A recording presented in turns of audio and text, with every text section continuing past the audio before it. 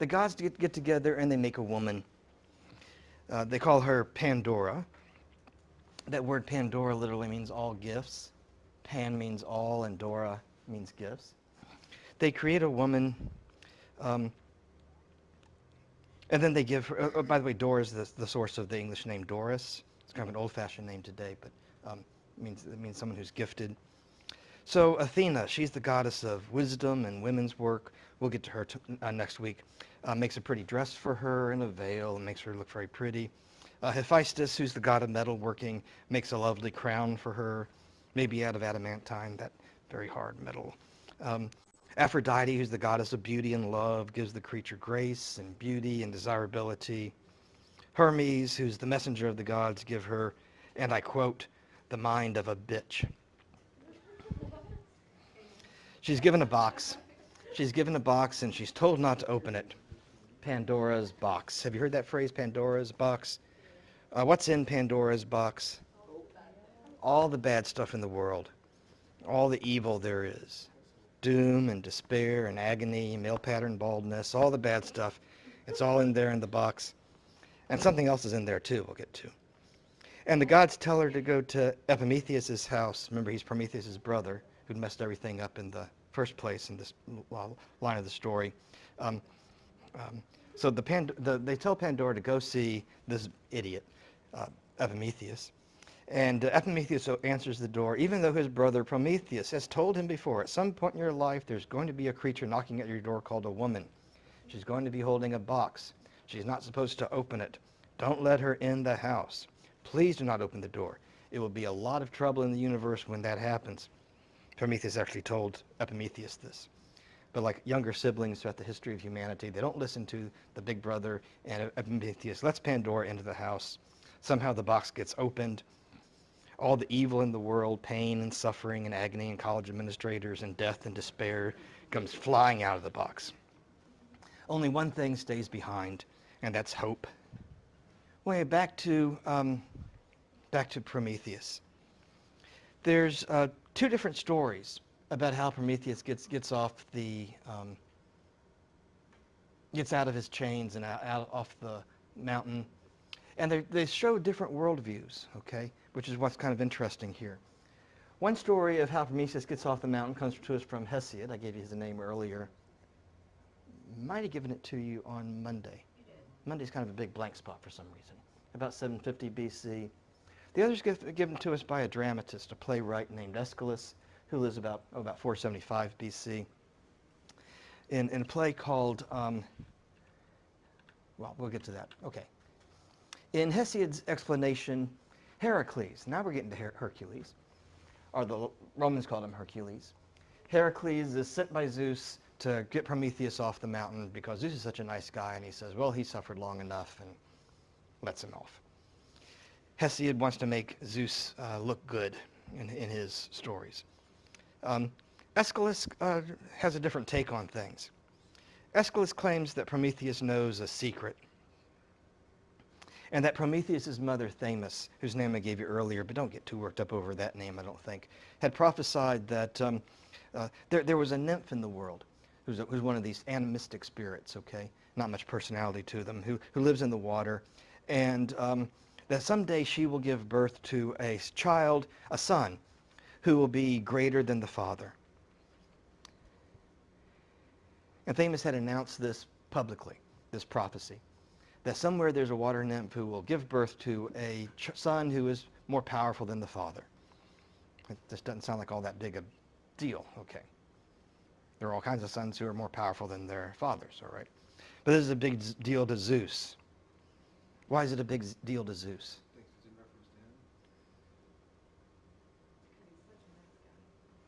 He thinks it's in reference to him. Why would Zeus be so concerned about this? Because yeah, Zeus's origin story, right? Remember, Cronus kills his father. Zeus kills his father, or defeats his father, overthrows, not kill. Yeah, locks him up. He's sent away. And now Zeus is concerned that there's going to be some nymph out there who will have a son who's greater than the father. And what if he has sex with her and she conceives a child, and the son who's born is going to be stronger than he is and overthrow him. Can you figure out, can you guess why this would be a problem for Zeus? Well, he likes power. He likes power, of course. He's very promiscuous. He's sleeping with every nymph he can find. And so now he knows there's one around here that he can't have sex with, and he doesn't know which one it is. And so anyway, Aeschylus writes a poem about sorry, not a poem, a play. I'll edit that out too, so everybody think I'm smarter when they watch the video. Called Prometheus Bound. It's the first part of a trilogy. We don't have the last two plays. This is just the first one. But in this play, his mother Themis prophesies that a nymph would give birth to a son greater than his father.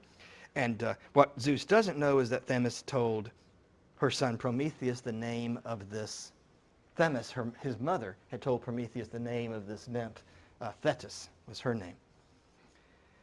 Prometheus sends a message to Zeus and says, I know the name of the nymph that you can't have sex with, because she'll conceive a son who's stronger than the father. And so the whole play is Zeus trying to get Prometheus to give up the secret of who this nymph is. If you like really action-packed adventure kind of plays and movies, this is not the one to read. This is not it. Okay. It's just Prometheus standing there with his arms stretched out, and every day a liver comes up and eats his liver. An eagle comes up and eats his liver. But various people come up to talk to him about all kinds of things. But they're trying to get him to reveal the secret. The first, Zeus sends two men to talk to Prometheus. One whose name is Force and the other whose name is Strength. It's just kind of like heavy-handed plot writing right here. Okay, a little heavy-handed, all right? They, right off the bat, this should give you an idea of where Aeschylus is coming from. He portrays Zeus as kind of like this godfather who sends out his henchmen to beat up on Prometheus. And they say, and so Force and Strength say, Prometheus, you better tell us the name, or Zeus is going to make you really, really sorry. Okay, now Prometheus is chained to a mountain, and an eagle eats his liver every day. I mean, what can you do to him? What you going to do to Prometheus? It's like, it's like you're sitting there on death row, all right, and tomorrow is your execution, and there's a big sign on the wall that says no smoking, and you've got a pack of cigarettes, and you start smoking them. What are they going to do to you? Put you in prison? Kill you?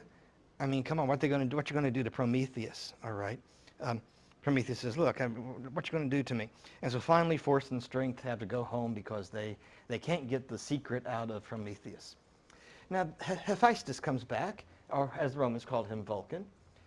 Hephaestus we'll get to next week in more detail. He's one of the Olympians, and he's the blacksmith. He makes things usually out of adamantine, that powerful level. Hephaestus comes. He comes because everybody likes Hephaestus. We'll get to this next week. He's a nice guy. Everybody likes Hephaestus. He makes all the cool stuff. And so Hephaestus just says, look, I know this is really bad, but look, if you just tell me what the secret is, I'll go tell it to Zeus, and then he'll let you go. But Prometheus won't give in. And then there's a third visitor, Io.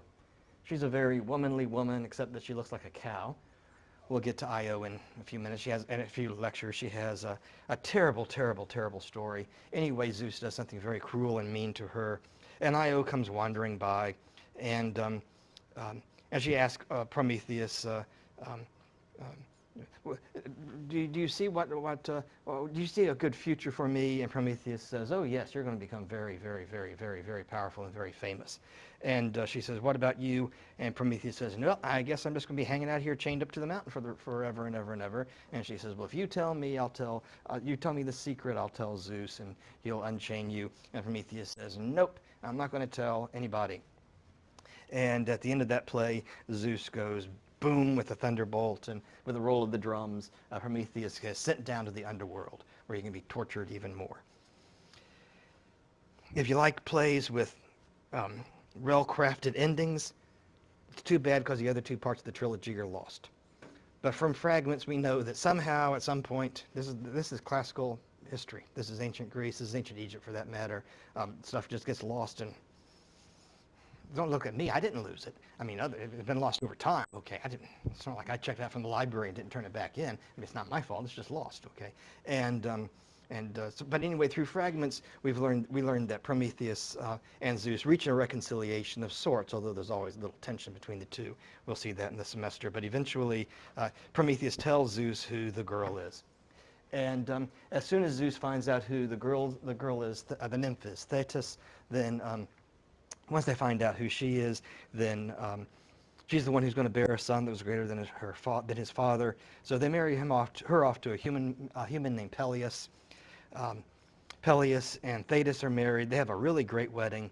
All the gods and goddesses are invited to the wedding except for this one whose name is Eris. She's the goddess of strife. But she shows up anyway, and she has an apple marked for the fairest. Isn't that sweet? Well, we'll get to that story later, too. But Peleus and Thetis are married, and their child is Achilles, the ultimate hero. And so, in fact, Achilles is stronger and more powerful than his father Peleus, and so the prophecy comes true.